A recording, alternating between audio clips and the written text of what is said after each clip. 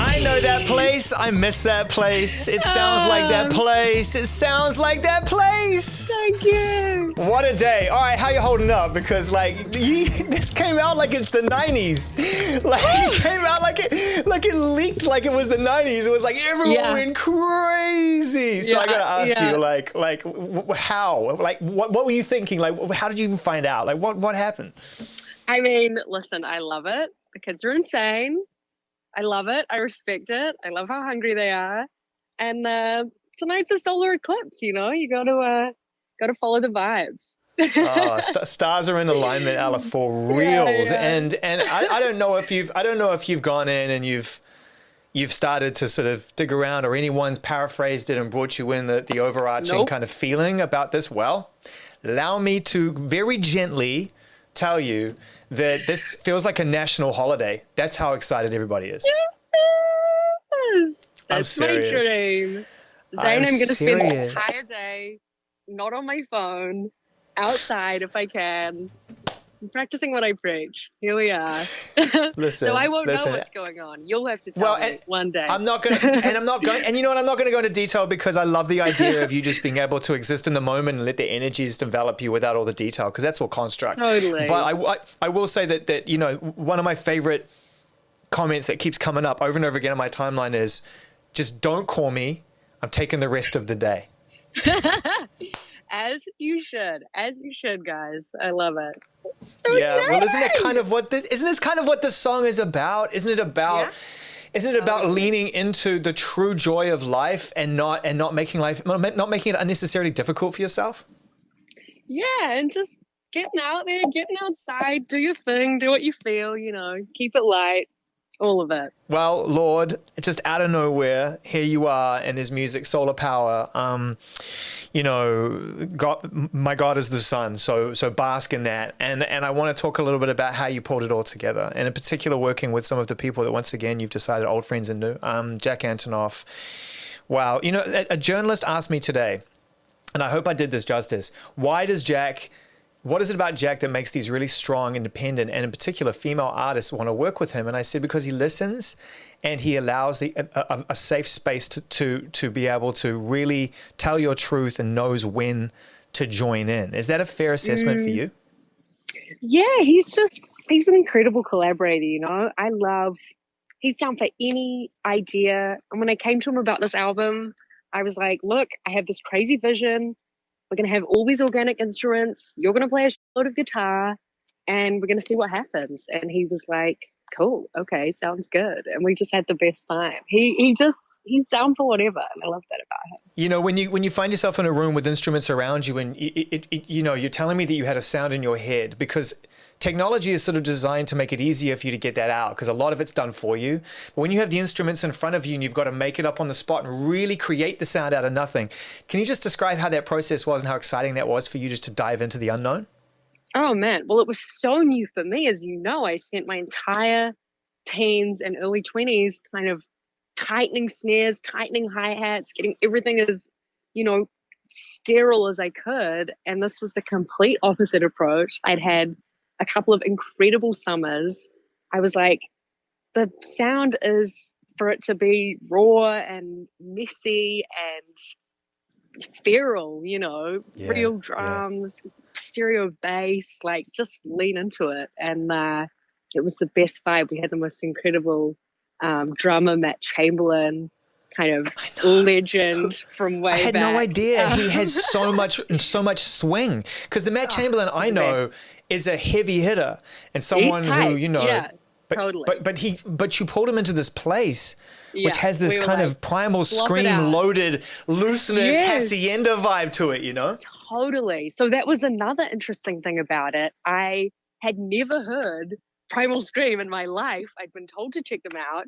I wrote the song on the piano, and then we realized, like, this sounds a lot like Loaded. This is Loaded in a great way. It's one of those crazy things that, like, they just were the spiritual forebears of the song. I reached out to Bobby, and he was so lovely about it. He was like, you know, these things happen. You caught a vibe that we caught years ago, and he gave us his blessing. So let the record state, Loaded is 100% the original blueprint for this, but we arrived at it organically, and I'm glad we did.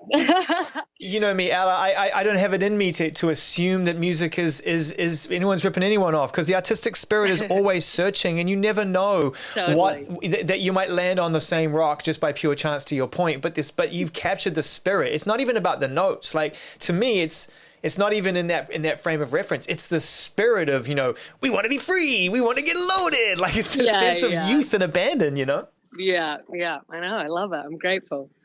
Can you do your best to try to describe, as we just stay focused on this song, try to describe like one particular moment when you were able to further define the sound in your head based on the experience you were having? Based on where you were at that moment in time and what you were feeling and what you were seeing and what the weather was like and what it was. And then you knew in that moment that it had just helped you to find that little bit more you could carry with you into your creative spirit. Well, I remember I was on Martha's Vineyard with my good friend Kazzy, staying at her house. We had just been for a big swim all day. My hair was wet. And I came back into my room. I had my little Yamaha DX keyboard.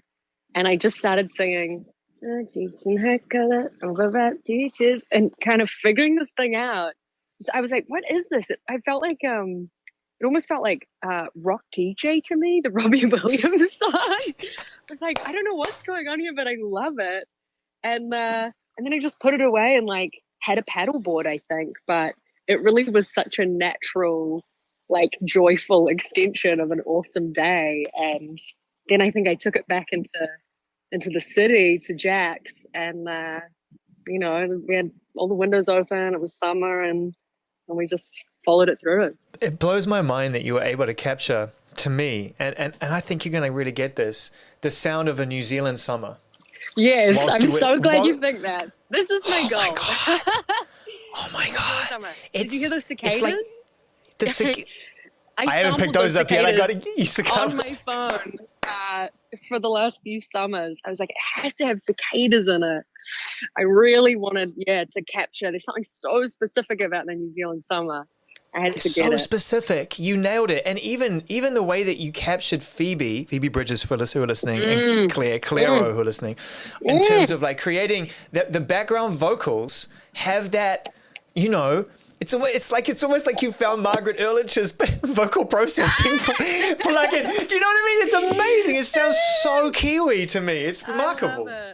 I love those girls so much. They killed it on the song. I was like, who are my most like god tier female vocalist friends that can be on this? And they both just crushed. It was such a pleasure for me to have them. So talented, so cool.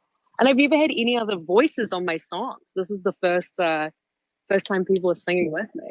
All right. I was trying to do the math. Like when I heard the song, I was trying to remember whether you'd mentioned that when we caught up as part of a team ages ago, and I couldn't remember if you'd said that or not. And I was trying to figure it out in my head. Like, have you actually had other voices on your songs? You've been steadfastly dedicated to telling your own story up until now. So how did it feel when you started listening back to other people's voices next to yours? Can you put it into words?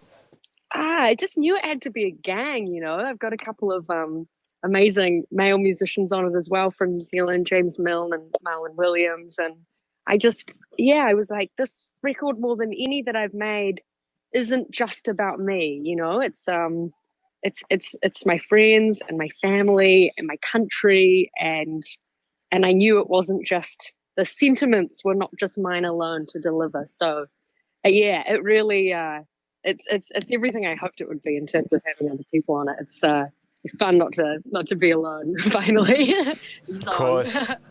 If you're watching this right now, then you'll notice that myself and Lorde, Ella, we're rocking our various representations of solar power as we speak. Very deliberate on my part. Got the electric lady. The electric lady yellow T-shirt. I got the beanie without the logo, but the whole thing feels very much in keeping. And I just, I think about your performance in this, and I think, maybe this is a comment for later if and when hopefully we get a chance to dive into the album in more detail, which I always love. But, I feel like on the second album, I feel like you are reaching for new places, searching for ways to break through into new experiences and to contextualize things in your own way. This performance feels so beautifully creatively casual in the sense that you just feel very, very much in your bag. And so I just wanted to ask you, as we near the end of this initial conversation, can you talk about the importance of space? Because we get so drawn into racing against time and making the most of our time. And you seem to have realized that actually the best use of your time could be rejuvenation, not the opposite.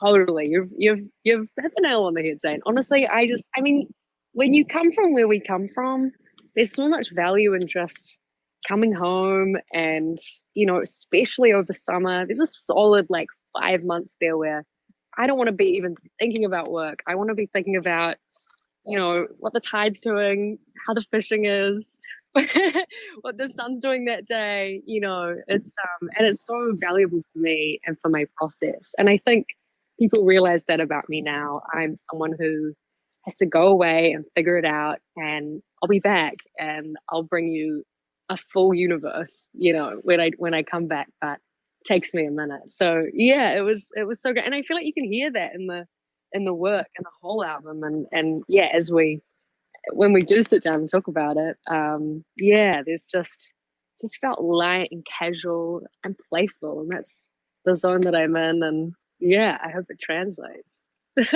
That's a perfect place to pause, because it goes against my very nature, because I'm so hungry to just dive into all the stories, but I can't wait to do it.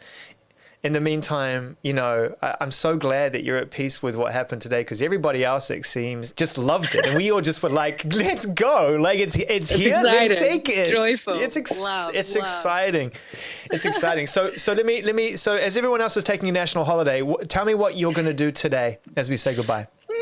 Good question. I'm going to probably hang out here for a bit more. It's very pretty today. Little sun on the water.